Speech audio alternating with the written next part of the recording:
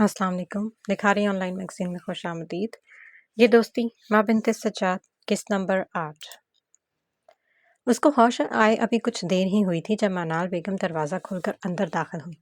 आंखें रोने की शिद्दत की वजह से सुर्ख हो चुकी थी, अलबत्ता वो रो नहीं रही थी। बोझल कदमों से वो इसके पास रखे स्टूल पर आकर बैठ गई। वो खाली खाली नज़रों से माँ को देखे गई। मेरा बेटा कहाँ है मामा? उसकी नहीव सी आवाज़ पर उनकी आंखें एक दफ़ा फिर छलकने को बेताब हुईं, लेकिन उन्होंने खुद को मजबूत बनाए रखा। इन्हें ऐसा करना ही नहीं था, वरना इनकी बेटी सच में मर जाती। मामा, मेरा बेटा कहाँ है? माँ की मुसलसल खामोशी पर उसने अब के ज़रा ऊंची आवाज़ में पूछा, जिस पर मनाल बेगम ने इसका हाथ पकड़ लिया। वो नहीं है बेटा, वो मर गया है, मर गया है। उन्होंने इसके हाथ पर अपनी गिरफ्त सख्त करते हुए कहा तो चौंकी और फिर सरनफी में हिलाने लगी। ये आप क्या कह रही हैं अम्मी? वो कैसे मर सकता है? वो तो मेरी जिंदगी था। आप कह रही हैं मेरी जिंदगी मर गई है और मुझे खबर भी नहीं हुई? ऐसा कैसे हो सकता है? नताशा ने माँ के हाथ से अपना हाथ निकालते हुए बेयकीनी से पूछा। यही सच है बेटा, तुम हौसला करो, इसी में खुदा की मर्जी थी। उन्होंने इसके बालों को हाथ से सही करते हुए कहा, लेकिन नताशा ने इनके अपने सर से हाथ हटा दिए तो वो चौंक कर उसने देखने लगी। जाए यहाँ से, अकेला छोड़ दे मुझे, उसने सख्त लहजे में आंसू के दरमियान बमुश्किल कहते हुए इशारा दरवाजे की जानिब किया। लेकिन बेटा मेरी बात तो, मैंने कहा है जाए यहाँ से। इनकी बात मुकम्मल होने से पहले ही बाकायदा चिल्लाकर कहा तो आंसू पूंछती उठ खड़ी हुई। एक नज़र इस पर डाली, लेकिन उसने चेहरा दूसरी जानिब कर लिया। अपने आंसुओं पर बंद बांधती कमरे से चली गई। पीछे कमरे में इसकी सिसकियां गूंज रही थीं। वो आज रो रही थी। अपने साथ हुए हर जुल्म के नतीजे में वो आज रो रही थी, दिल खोल कर। जब वो बाहर निकली तो एहतशाम और जैन उनकी जानिब बढ़े। मिसबा सबके लिए खाना लाने घर गई थी, जबकि हयात और जमल इनको दूर से देखकर ही जान चुके थे। अभी इनमें हिम्मत नहीं थी कि इसका सामना कर सके। उसने कहा है कि उसे अकेला छोड़ दूं। मनाल बेगम ने शिकस्ता सा बेंच पर बैठते हुए अपने शोहर और बेटे के देखे बगैर कहा तो एहतशाम गहरी सांस भरते हुए इनके साथ बैठ गया और इनका सर अपने कंधे पर रख दिया। सहारा मिलते हुए वो एक दफ़ा फिर से रो दी। सैन खामोश खड़ा अपने माँ बाप को देखे गया, फिर खुद भी आगे बढ़कर माँ के गले लगता रोने लगा। वो रोने में इस कदर खो चुके थे कि नताशा के कमरे का दरवाज़ा खुलते हुए ना देख सके, ना आवाज़ सुन सके। आप लोग यहाँ बैठे हैं तो आपकी बेटी कहाँ है? मुझे लगा शायद आप में से कोई उनके हिसाब पास होगा, इसलिए मैं इनकी फाइल डॉक्टर से लेने गई थी ताकि इनके हिसाब से इनको ड्रिप लगा सकूं। इन्हें होश तब आया जब एक नर्स इनके पास आकर बोली। पहले तो वो चौंके और फिर जब इसकी बात समझ में आई तो जैन भागकर कमरे में गया, लेकिन वहाँ कोई भी नहीं था। इसके पीछे ही मनाल बेगम और एहतशाम भी दाखिल हुए, लेकिन खाली बेड को देखकर इनका सर घूम गया। मनाल बेगम अपने होश खोती वहीं चकरा कर गिर जाती अगर जैन इन्हें थाम न लेता। इन्हें बाहर बेंच पर बिठाकर वो पानी लेने भागा। पानी की बोतल अपने बाबा को पकड़ाकर उसने पूरा अस्पताल ढूंढ डाला, लेकिन उनकी ताशी कहीं नहीं मिली। अस्पताल के सीसीटीवी देखने पर इन्हें मालूम हुआ कि वह अस्पताल से बाहर चलेगी। उसकी हालत ऐसी नहीं थी कि वो ठीक से चल भी सके, लेकिन वो अपने हवास में होती तो इसे पता चलता ना। वो जो अभी एयरपोर्ट से घर जा रही थी, सामने से आती लड़की को देखते हुए उसने बमुश्किल ब्रेक पर पाँव लिखा, लेकिन तब तक सामने वाली ज़मीन बोझ हो चुकी थी। आयत ने जल्दी से गाड़ी से बाहर निकलकर उस लड़की को देखा जो नीले रंग के अस्पताल वाले गाउन में मलबूस थी। रात होने की वजह से वो उस लड़की का चेहरा ठीक से नहीं देख पाई थी। आप ठीक तो है ना? आयत ने उसके पास बैठते हुए पूछा, लेकिन सामने बैठी लड़की ने कोई जवाब न दिया। वो अपने घुटने से निकलते खून की जानिब मुतवज्जो थी जो नीले गाउन पर काले रंग का लग रहा था। आयत को इसकी दिमागी हालत पर शुबा हुआ। आए मैं आपको अस्पताल ले चलूं। देखें, आपकी तबीयत मुझे ठीक नहीं लग रही। आयत ने उसे सहारा देते हुए खड़ा किया तो वो बगैर किसी मजम्मत के खड़ी हो गई। आयत ने दरवाज़ा खोलकर उसे अंदर बिठाया और खुद दूसरी तरफ से आकर बैठ गई। वो जो कब से उसकी गाड़ी का पीछा कर रहे थे, अचानक गाड़ी रुकने पर इन्हें भी ट्रक रोकना पड़ा। इन्हें आयत यसानी को मारने का हुक्म मिला था, जिसकी तकमील के लिए वो एयरपोर्ट से ही उसके पीछे आए थे। सारे रास्ते आयत ने इनसे बात करने की कोशिश की, लेकिन नताशा के मुंह का कुफल न टूटा। अस्पताल वो बस पहुंच नहीं वाले थे जब एक आखिरी कोशिश करते हुए उसने दोबारा नताशा को मुखातिब किया। आपका नाम क्या है? अब की बार नताशा ने अपनी भूरी आंखों से उसकी जानिब देखा। कुछ देर देखने के बाद उसने दोबारा चेहरा बाहर की जानिब मोड़ लिया। आयत उसी की जानिब देख रही थी। तभी सामने से आते तेज रफ्तार ट्रक को ना देख सकी। नताशा, نتاشا کے بولتے ہی آیت نے مسکرا کر سامنے کی جانب دیکھا، لیکن تب تک کافی دیر ہو چکی تھی۔ ایک جھٹکے سے ان کی گاڑی دور جا گری۔ ٹکر اتنی شدید تھی کہ ایسا لگا جیسے دھماکہ ہوا ہے۔ آیت کا سر سٹیئرنگ میں لگنے کی وجہ سے پھٹ چکا تھا، جبکہ نتاشا اس کے سر سے بھی تیزی سے خون بہہ رہا تھا۔ اس کی آنکھیں بند ہو رہی تھی۔ ایک ایک کر کے اسے اپنے سارے رشتے یاد آئے، ماما، بابا، زین، مصباح آپی اور اس کی دوستیں، سمل، حیات اور جنت۔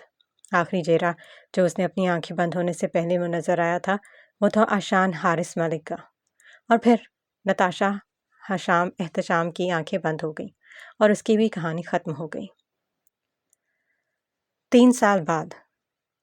اب اسے بتا کیوں نہیں دیتے؟ حیات نے ابتسام اور ہانیہ کے اوپر کمبل ٹھیک کرتے ہوئے بولا۔ کیا بتا نہیں دیتا میں؟ سیم نے فون میز پر رکھتے ہوئے کہا۔ ابھی وہ آشان سے ہی بات کر رہا تھا جو اسے پچھلے 1 سال سے مسلسل تنگ کر رہا تھا کہ وہ اسے نتاشا کے بارے میں کچھ بتا دے، نہیں تو ایک دفعہ حیات سے ہی ملنے دے۔ لیکن سیم نے سختی سے انکار کر دیا اور اسے حیات سے دور رہنے کا کہا۔ لیکن آشان اس تک رسائی حاصل کرنے کی ہر ممکن کوشش کرتا، لیکن سیم نے اس کی ہر کوشش ناکام بنائی تھی۔ ابھی بھی وہ کافی غصے سے اس سے بات کر رہا تھا، تبھی حیات نے اس سے پوچھا تھا، یہی کہ وہ جس کو ڈھونڈنے کے لیے در در کی خاک چھان رہا ہے وہ تو کب کی خاک ہو چکی ہے۔ وہ بچوں کے کپڑے طے کرتے ہوئے بولی، چہرے پر اس کا ذکر کرتے ہوئے ایک تکلیف سی ابھری تھی جسے سیم نے بہت غور سے دیکھا تھا۔ تبھی وہ چل کر اس کے سامنے آ کھڑا ہوا۔ میں چاہتا ہوں کہ وہ اس کے لیے تڑپے جیسے وہ تڑپی تھی، وہ وہی اذیت محسوس کرے جیسے اس نے کی تھی۔ وہ اسے اپنے ساتھ لے کر صوفے پر بیٹھتا ہوا بولا تو حیات کی آنکھوں میں نمی آ گئی۔ آپ اس کی وجہ سے آشان کو کیوں تکلیف دے رہے ہیں؟ آخر آپ نتاشا کو جانتے ہی کتنا تھے؟ بس میری دوست کی حیثیت سے؟ اتنا ہی نا؟ پھر یہ سب کیوں سیم؟ حیات نے اس کی آنکھوں میں دیکھتے ہوئے پوچھا تو وہ اس کے آنسو صاف کرنے لگا۔ ان کی وجہ سے میں یہ سب کچھ کر رہا ہوں۔ وہ تمہاری دوست تھی اور اس کی تکلیف میں نے تمہیں بھی تڑپتا دیکھا ہے، تمہیں روتا دیکھا ہے۔ وہ تو ان سب سے منہ موڑ کر چلی گئی، لیکن اس کے جانے کے بعد بھی تم اسے یاد کر کے روتی تھی اور آج بھی روتی ہو۔ وہ شخص تمہارے آنسوں کی وجہ بنا ہے تو اس کو تکلیف ملنی ضرور چاہیے۔ سیم نے اس کے آنسوں کی طرف اشارہ کرتے ہوئے کہا۔ آشان کی یہ سب کرنے کی وجہ بتائی تو وہ ضبط قائم نہ رکھ سکی اور اس کے کندھے پر سر رکھتی رو دی۔ وہ زخم آج بھی ہمیشہ کی طرح ہرا تھا، جیسے ابھی کل کی ہی بات ہو جب نتاشا احتشام کی موت کار ایکسیڈنٹ میں ہوئی تھی، اور اگر بعض دفعہ زخم بھر بھی جائیں تو ان کے نشان باقی رہ جاتے ہیں جو اس واقعہ کی یاد ساری زندگی دلاتے رہتے ہیں۔ نتاشا کی موت کے 1 مہینے بعد ہی حیات کی رخصتی سادگی سے کر دی گئی تھی۔ سیم نے خود ایسا کیا تھا کیونکہ وہ جانتا تھا کہ وہ کس طرح کی تکلیف سے گزر رہی ہے۔ شادی کے بعد سیم نے اسے بہت مشکل سے ان سب سے نکالا تھا، لیکن نتاشا کی باتوں اور اس کی یادوں کو چاہ کر بھی اپنی حیات کے دماغ اور دل سے نہیں نکال پایا تھا۔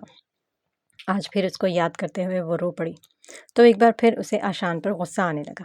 اس کا سب کا ذمہ دار تو وہی تھا۔ حیات بس کرو، بچے اٹھ جائیں گے اور پھر تمہیں تنگ کریں گے، میں نہیں سنبھالوں گا انہیں۔ سیم نے اس کا چہرہ اپنے ہاتھوں میں لے کر آنسو صاف کرتے ہوئے شرارت سے کہا تو وہ اس کو دھکا دیتی اٹھ کھڑی ہوئی۔ ہاں، آپ کے بچے ہیں تو تنگ تو کریں گے ہی نا، سکون سے بیٹھنے نہیں دیتے 2 پل بھی مجھے۔ حیات، ہانیہ اور ابتسام کے کھلونے باسکٹ میں ڈالتے ہوئے غصے سے بولی تو سیم مسکرا دیا۔ وہ اس کا دھیان بٹانے میں کامیاب ہو چکا تھا۔ حیات اور سیم کے 2 بچے تھے، وہ بھی جڑواں، جو حیات کے ناک میں صحیح دم کیے رکھتے تھے۔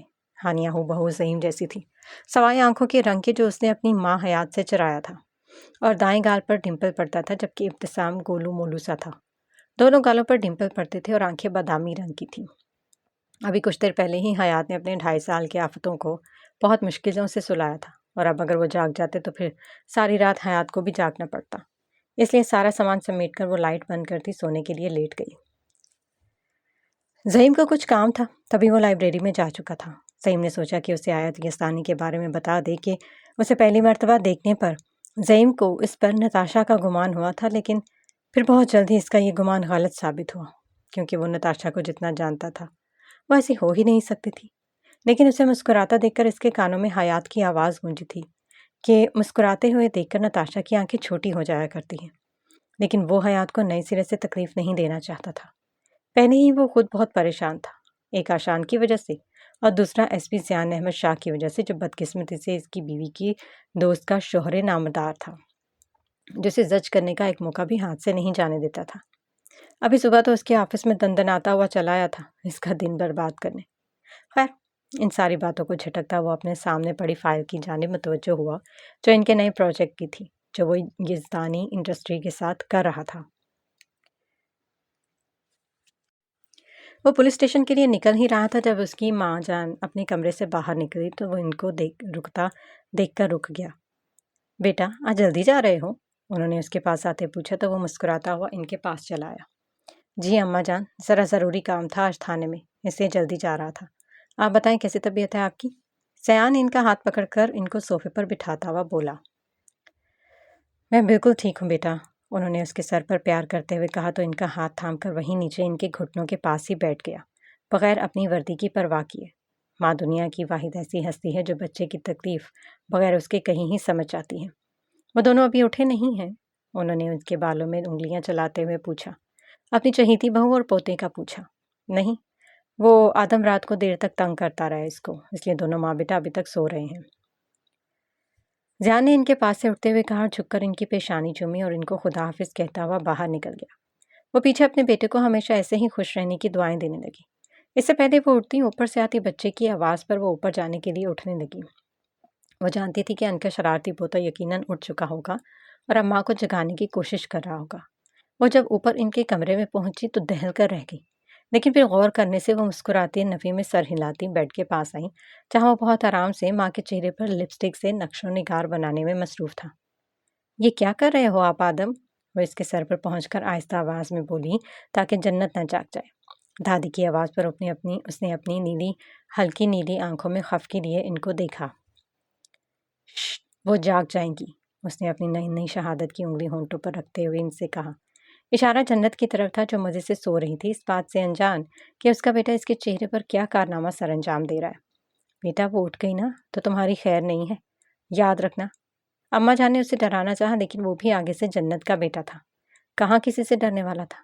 آرام سے بیٹھا اپنا کام کرنے لگا تو وہ بھی وہاں رکھے صوفے پر بیٹھ گئی تاکہ اپنی بہو کا رد عمل دیکھ سکے۔ آدم اپنا کام کر کے جنت کو اٹھتا دیکھ کر سوتا بنا۔ اس کی چالاکی پر اماں جان مسکرا دی۔ ارے امی، آپ یہاں خیریت؟ جنت نے ان کو صبح صبح اپنے کمرے میں دیکھا تو بیڈ سے اٹھتی ان کے پاس آ کر پوچھنے لگی، جس پر انہوں نے صرف مسکرانے پر اکتفا کیا۔ آدم جاگ گیا تھا تو میں اس کی آواز سن کر اوپر آ گئی تھی، انہوں نے اس کے چہرے سے نظریں ہٹا کر کہا، ورنہ ان کے لیے اپنی ہنسی ضبط کرنا بہت مشکل ہو جاتا۔ وہ ان کی بات پر سر ہلاتی ایک نظر آدم پر ڈال کر دیکھا جو ایسے سو رہا تھا کہ جیسے کسی نے بے ہوش کر دیا ہو۔ وہ شیشے کے سامنے جا کھڑی ہوئی تاکہ بالوں کی پونی میں باندھ سکے، لیکن جیسے ہی شیشے میں اپنا عکس دیکھا وہ چیخ اتنی بلند تھی کہ اماں جان نے کانوں پر ہاتھ رکھیے، اور آدم بھی ہڑبڑا کر اٹھ بیٹھا کہ کہیں اس کی ماں اپنی شکل دیکھ کر ہارٹ اٹیک تو نہیں آ گیا۔ وہ غصے میں اس کی طرف بڑھی لیکن اس سے پہلے ہی وہ بھاگ کر اپنی دادی کے پیچھے جا کر چھپ گیا۔ باہر آؤ آدم، جنت نے غصے سے کہا، لیکن وہ بھی ٹس سے مس نہ ہوا، ویسے ہی دادی کے پیچھے کھڑا رہا۔ پہلے اپنا منہ دھو کر آئے، مجھے ڈر لگ رہا ہے آپ سے، آدم نے بغیر ڈرے ہر دھرمی سے اپنے چند دانتوں کی نمائش کر کے کہا تو وہ مزید غصے میں آ گئی۔ اچھا، جب یہ کارنامہ کر رہے تھے تب ڈر نہیں لگا تھا تمہیں؟ وہ دونوں بازو سینے پر لپیٹی تنک کر بولی تو آدم نے نہایت ہی معصومیت سے سر نفی میں ہلا دیا۔ ٹھیک ہے بیٹا، اب جب رات کو اٹھو گے نا تو باپ کو کہنا، وہی سلائے گا تمہیں، میرے پاس مت آنا، سمجھے؟ وہ غصے میں پیر پٹکتی فریش ہونے چلی گئی تو اس کے جاتے ہی وہ دادی پوتا ایک دوسرے کو دیکھنے لگے اور پھر دل کھول کر ہنس دیے۔ زیان نے اسے طلاق دینے سے منع کر دیا تھا اور اسے خلا لینے کے نتیجے میں اپنے اوپر جان لیوا حملہ کرنے کے جرم میں تعمر قید کرنے کا کہا تھا۔ وہ بہت مشکل میں پھنس چکی تھی، آگے کھائی تھی اور پیچھے کنواں، یا تو ساری زندگی وہ جیل میں کاٹتی یا پھر زیان کی قید میں۔ اس نے زیان کی قید قبول کر لی تھی کیونکہ وہ جیل کی زندگی قدرے بہتر ہی تھی۔ وقت کے ساتھ ساتھ ان کے درمیان سب ٹھیک ہو ہی گیا اور انہوں نے ایک دوسرے کو قبول کر لیا تھا۔ جنت کے گھر والوں نے بھی اسے معاف کر دیا تھا۔ 1.5 سال کا جنت کا بیٹا آدم شرارتوں میں اپنی ماں پر ہی گیا تھا۔ البتہ چہرے کے نقوش زیادہ تر زیان جیسے ہی تھے، سوائے آنکھوں کے رنگ کے، وہ اس کا اپنا ہی تھا، ہلکا نیلا، جو اس کو بہت پرکشش بناتا تھا۔ زیان اکثر جنت سے کہتا تھا کہ جتنا تنگ اس نے اسے کیا اس سب کا بدلہ اس کا بیٹا اچھے طریقے سے اس سے لے رہا ہے، اور یہ تھا بھی سچ۔ آدم سارا دن ماں کو اپنے پیچھے خوار کرتا اور رات کو سونے کا نام ہی نہیں لیتا تھا۔ ابھی اتنی سی عمر میں وہ کہتا تھا کہ اسے جلدی نیند نہیں آتی، وہ آنکھیں بند کرے تو اس کی آنکھوں کے سامنے ہانیہ آ جاتی ہے۔ اس کی باتیں سن کر جنت کو شک ہوتا تھا کہ یہ سچ میں اسی کا ہی پیس ہے یا کہیں ہسپتال میں کسی اور کے بچے سے تو نہیں بدل گیا۔ اس کی بات پر زیان ہمیشہ ہر دفعہ یہی کہتا، یہ 100% تمہارا ہی پیس ہے، کوئی اس کی حرکتیں دیکھ کر ہی بتا دے کہ یہ جنت کا بیٹا ہے۔ یہ بات زیان اس سے کئی دفعہ کہہ چکا تھا، جس کے نتیجے میں ایک دو دفعہ تو وہ اپنے چہرے پر پنجے بھی کھا چکا تھا، لیکن اب 4 سالوں سے ان پنجوں کا عادی ہو چکا تھا۔ تبھی ہنستے ہنستے ہی اپنے چہرے کا حشر نشر کروا لیتا تھا۔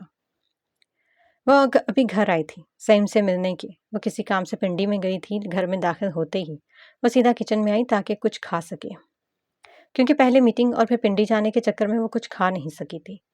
فاتر جو اپنے کمرے سے نکلا تھا تاکہ اشفاق یزدانی جو کہ اس کے چچا سے ان سے ملنے ان کے کمرے میں جائے، لیکن اسے کچن میں کھڑا دیکھ کر وہ اسی کی طرف چلا آیا۔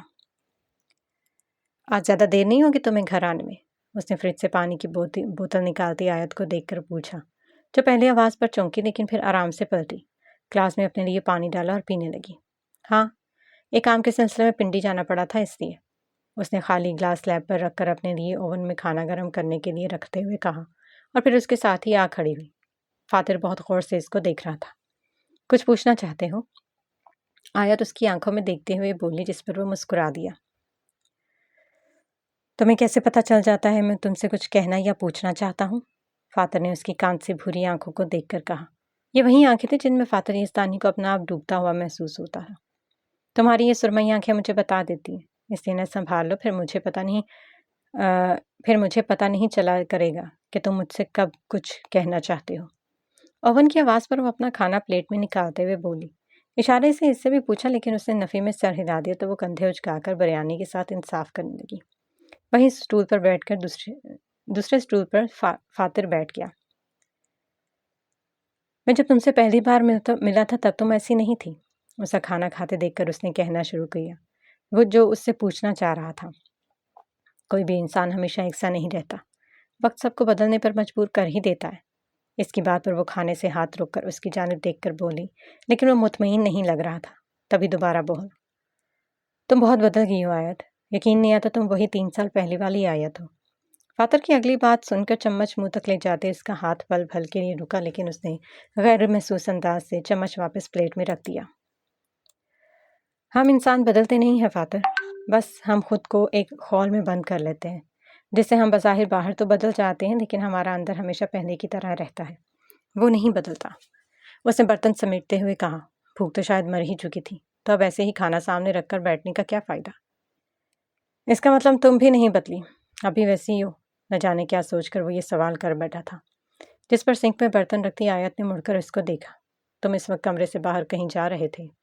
آیت نے اس کی بات کا جواب دیے بغیر اس سے پوچھا تو وہ سمجھ گیا کہ وہ جواب نہیں دینا چاہتی۔ تبھی ایک گہری سانس بھرتا اٹھ کر اس کے پاس آیا۔ ہاں، وہ میں چاچو سے ملنے جا رہا تھا تاکہ ان کی اجازت لے سکوں آسٹریلیا جانے کی، فاتر نے دھلے ہوئے برتن رینک میں رکھتے ہوئے کہا۔ لیکن بابا تو اب تک سو چکے ہوں گے، آیت ایک نظر گھڑی پر ڈال کر بولی جو 10 بجا رہی تھی۔ ہاں جانتا ہوں، تم ہی نے مجھے باتوں میں لگا دی، اب مجھے صبح تک انتظار کرنا پڑے گا۔ اس نے مسکراتے ہوئے سارا الزام اس کے سر پر ڈالا جو اس کو ہی گھور کر دیکھ رہی تھی۔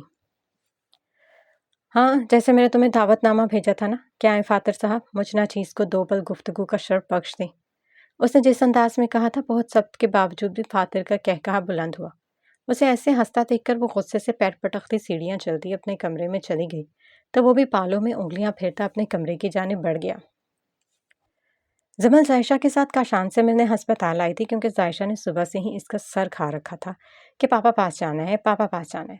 تنگ آ کر بلقیس کیانی کاشان کی ماں کو بتا کر وہ اسے لیے ہسپتال کے لیے نکلی تھی۔ سارا راستہ اس کی بیٹی ہنستی مسکراتی ہوئی آئی تھی، لیکن ہسپتال کے سامنے گاڑی رکتے ہی اس کے چہرے پر سنجیدگی تاری ہو گئی۔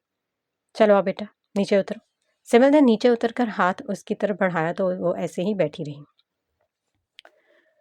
ماما، پاپا ظائشہ کو خود گودی میں اٹھائیں گے تو ظائشہ اترے گی، ورنہ نہیں۔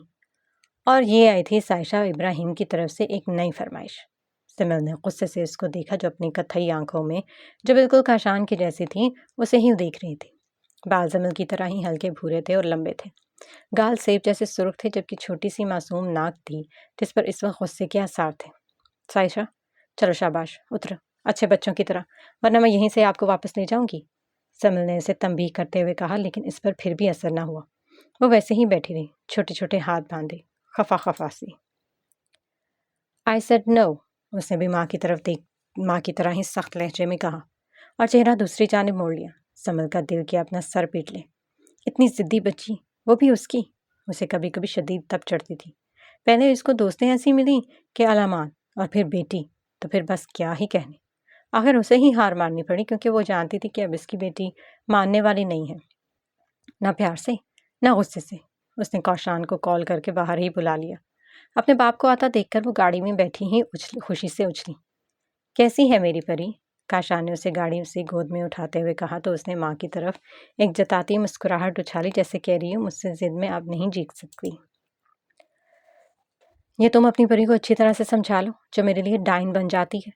سمل نے اس کی مسکراہٹ دیکھ کر تپ کر کہا تو وہ حیرت سے اپنی ماں کی جانب دیکھتی تو کبھی باپ کی جانب، جو خود قاصر تھا اس کی بات سمجھنے سے۔ پاپا، آپ کی بیوی نے مجھے ڈائن کہا ہے۔ جب ماں کی بات سمجھ میں آئی تو وہ چیختے ہوئے بولی تو کاشان نے بمشکل اپنی ہنسی روکی، ورنہ اس کی پری اس کے لیے بھی ڈائن ثابت ہو سکتی تھی۔ دیکھو بیٹا، وہ صحیح ہی کہہ رہی ہیں، آخر چڑیل کی بیٹی ڈائن ہی ہوگی نا۔ کاشان نے زمل کی جانب دیکھ کر مسکرا کر کہا، جس پر زمل کا دل کیا اس کا منہ ہی نوچ لے۔ اپنی بیٹی کے سامنے ہی اسے چڑیل کہہ رہا تھا۔ تم سے بھی ویسے یہی توقع رکھی جا سکتی، دونوں باپ بیٹی ایک جیسے ہی ہو۔ سمل غصے سے پیر پٹکتی کہہ کر اندر کی جانب بڑھ گئی۔ کہاں بیگم،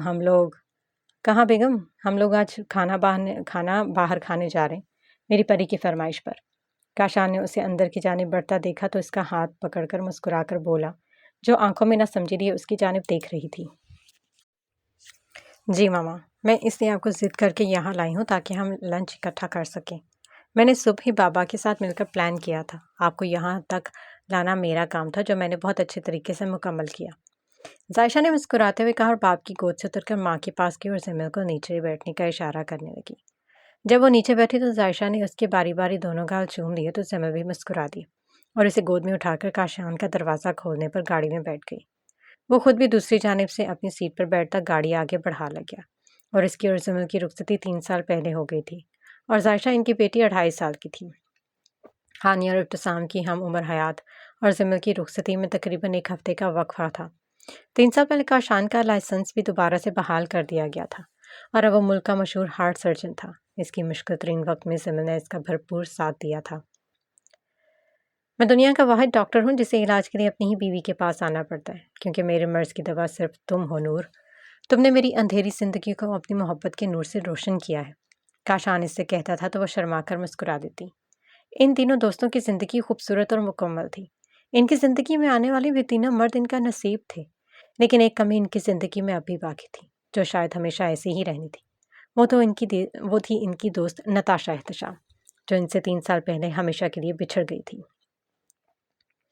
وہ اپنے لاہور والے گھر میں موجود تھا۔ امریکہ سے واپس آنے کے بعد نہ تو وہ اپنے گاؤں گیا اور نہ ہی 1-2 دفعہ کے علاوہ وہ اسلام آباد گیا تھا۔ وہ بھی کنسرٹ کی وجہ سے اسے جانا پڑا تھا، ورنہ وہ کبھی نہ جاتا۔ پچھلے 4 سالوں میں اس نے صرف ایک ہی کنسرٹ کیا تھا، وہ بھی کاشف کی بے حد اصرار پر۔ لیکن کنسرٹ سے واپس آتے وقت اس کا ڈرائیور جب اسے گاؤں لے کر جانے لگا تو آشان نے اسے سختی سے ڈانٹ کر گاڑی سے نکال دیا اور خود واپس گاڑی لے کر لاہور آ گیا۔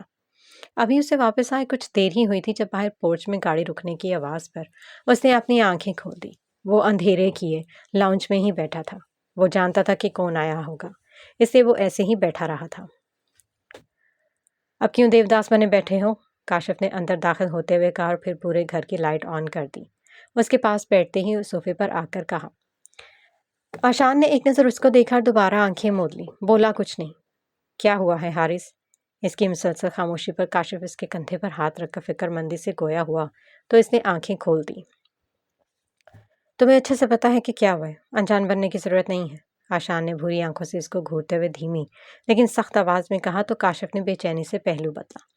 ہر بات اسی پر آ کر ہی ختم ہو جاتی تھی آشان کی۔ حارث، اتنے سال ہو گئے، اب تو اسے بھول جاؤ، تمہارے آگے پوری زندگی پڑی ہے۔ میں جانتا ہوں میری غلطی ہے، اس کو اعتراف بھی میں کئی بار کر چکا ہوں، لیکن بار بار ایک ہی بات کرنے سے حقیقت بدل تو نہیں جائے گی نا۔ وہ کل جب تمہاری زندگی میں تھی تو تمہیں پرواہ نہیں تھی، اور آج جب وہ تمہاری زندگی میں نہیں ہے تم اس کے پیچھے خود کو برباد کرنے پر تلے ہو۔ کاشف کافی بنانے کی نیت سے اٹھتا ہوا اس کے کندھوں کو ہاتھ رکھ کر سمجھاتے ہوئے بولا تو آشان نے اس کے ہاتھ جھٹک دیے۔ تمہارے ماننے یا ماننے سے مجھے کوئی فرق نہیں پڑتا۔ میری بربادی کی ذمہ دار میں نہیں ہوں، تم ہو۔ میری بربادی کی ذمہ دار تم نے وہ سب کچھ مجھے کرنے پر مجبور کیا تھا۔ آشان نے اس کے مقابل کھڑے ہو کر غصے سے کہا تو وہ سر جھکا گیا۔ وہ جانتا تھا کہ اس کا دوست کچھ غلط نہیں کہہ رہا، لیکن ساری غلطی اس کی بھی نہیں تھی۔ میں نے اسے چھوڑنے پر تمہیں مجبور نہیں کیا تھا، تم نے خود اپنی مرضی سے اسے چھوڑا تھا۔ شاید تمہارا دل اس سے بھر چکا تھا اور اس سب کا الزام بھی تم مجھ پر لگا رہے ہو۔